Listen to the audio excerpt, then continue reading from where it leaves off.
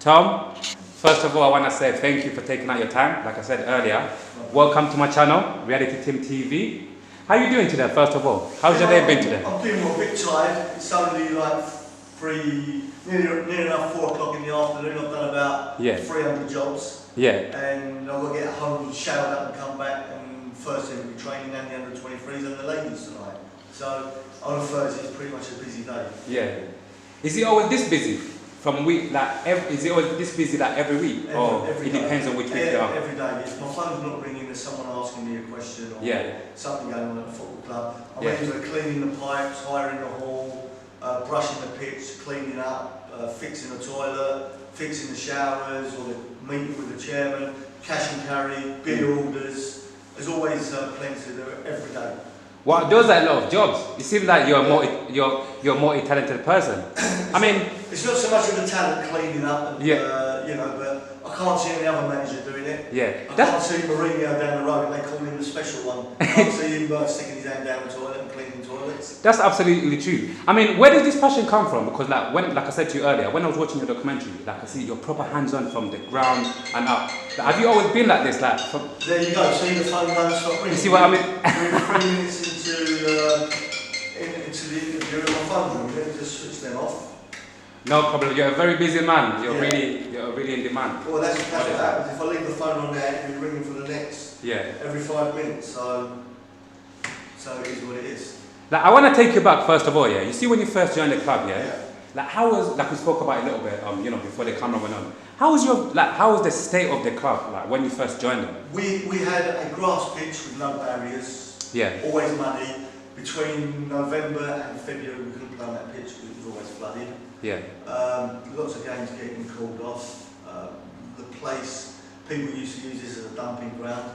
We used to have people driving in with their vans and dumping rubbish. Everything was broke. But since then, the chairman and myself have been very busy. Amazing job. And it's been hard work for both of us. I think he's had to have a stent put in because he had a heart problem. And I've had a pacemaker, so it's taken its toll on both of us. But I think we've got over the hardest now. The hardest, I used to ask players to come and sign for me, and they said, "What, Haringey Borough?" They used to laugh at me. And everyone used to say, "You're mad taking the job on." But to tell you the truth, I've enjoyed working with the chairman. I love the football club, and it's mine and the chairman's personal mission to get this club either into the conference football or football league or some sort of full-time football. So far, we're hitting the targets, realistic targets we're setting for ourselves. You know, like we just obviously jumped into the conversation. Like, for the viewers and for those who might not know exactly what team you manage, can you tell everybody like what team you're a manager for? And I'm the first team manager of Haringey Borough Football Club, and we're the only club in White Hart Lane. And could you tell the people how long you've been at the club for? I think it's about 12 to 13 years. I can't remember the exact dates. So many things have happened since then. We've had a lot of ups and a few downs. But we're still here today to tell the story. It's great to see it, man. You see that these days, like I see a lot of football managers from different leagues and whatnot, and I don't really hear this story often anymore, like in terms of like football managers staying at a club for a very long time. I mean, I think I'm the second longest serving manager in the country. Wow, congratulations. I think the man at Folkestone's been there a good few years longer than me. But everyone's either been sacked or left and moved on. I've stayed at this football club. Like I said, it's a personal mission for me to get this club into some sort of full-time football. And I feel like I owe the community something because they've given me so much with their support. Me and the chairman, not just me. I'll get on with the chairman. I've absolutely hated working at every other football club I've worked for, as professional and non-league. And I kind of found my home here, and I've built my own family here. Love working for the chairman. He's a great guy. I say love working for the chairman, we work together. You know, and we get on well. We're always arguing about football, and he's a Tottenham supporter, I'm an Arsenal supporter. But the common thing between us, we both support Haringey Borough. And work for Haringey Borough.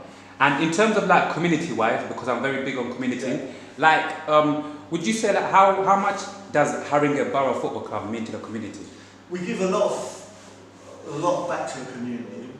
What it is, we don't ask anything from the council. Community clubs rely on communities. We don't. We actually give them free football. They come, we give them a free season ticket. They come and have free football, and there's a lot of youngsters that come and play and train here for nothing. Yeah. And that's us giving back to the community. We don't rely on our community. The community relies on us. And it's not just for football, it's for boot sales and other various things, you know. We do all sorts of parties here. We even have funerals here. So we like to think we give to the community rather than take like most clubs. Yeah. For me, like, because I've grown up in Tottenham most of my life, really, literally down the road, Seven Sisters, and the older I've grown up, like, you know, the older you get, naturally anyway, you start seeing things different in the community, and your eyes start opening up. So, just speaking a little bit about, you see David Lammy and certain individual people who, you know, they've got certain roles in the community.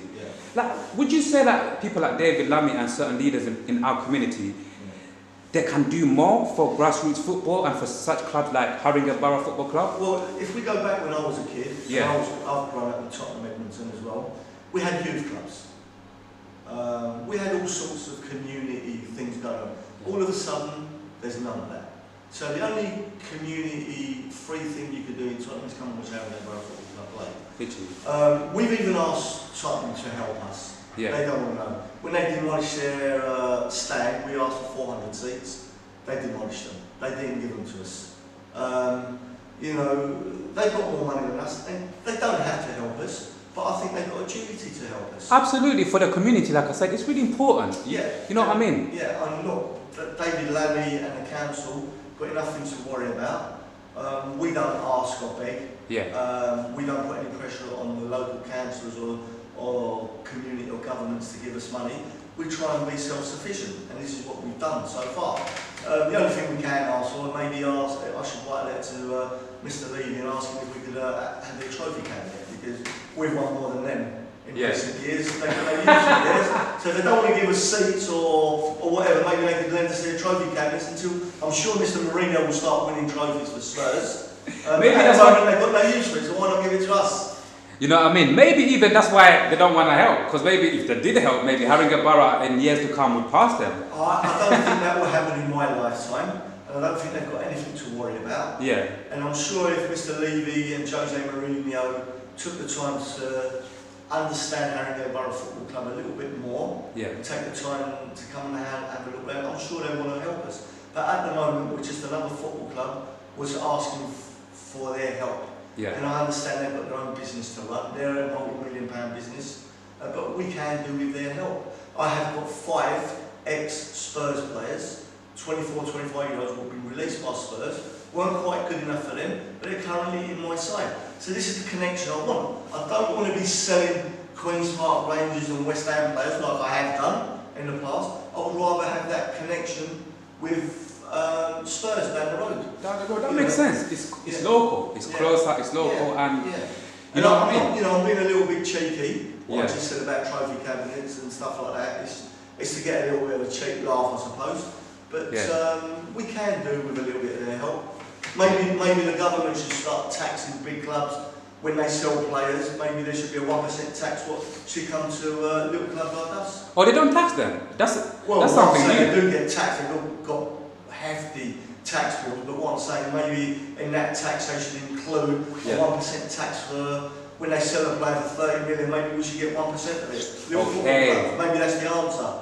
Do you think, you even saying that, something just crossed my mind that I was probably going to ask you later on, but I might as well ask you now. Do you feel like the money that's being poured into football, it's kind of messing up the game, or it's making the game better?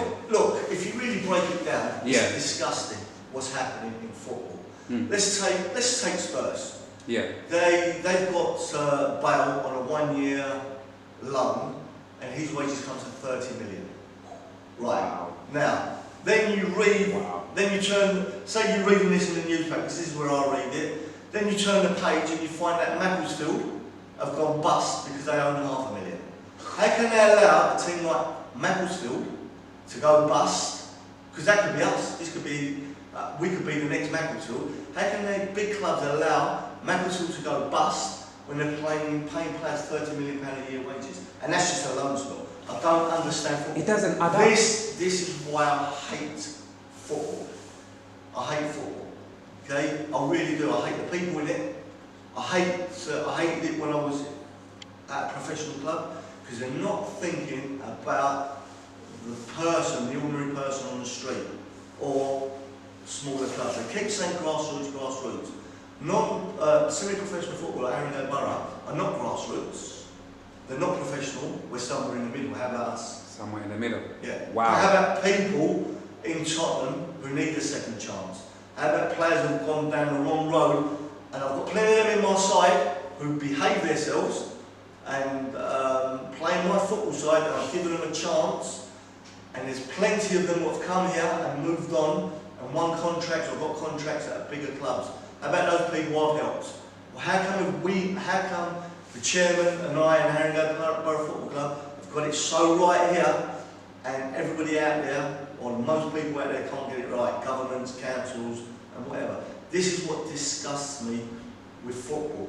The ordinary person that lives in Tottenham can't afford to go and watch Spurs play.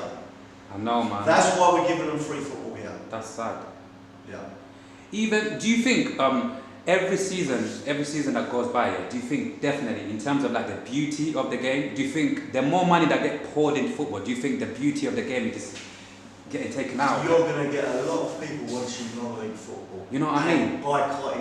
Boycotting professional football.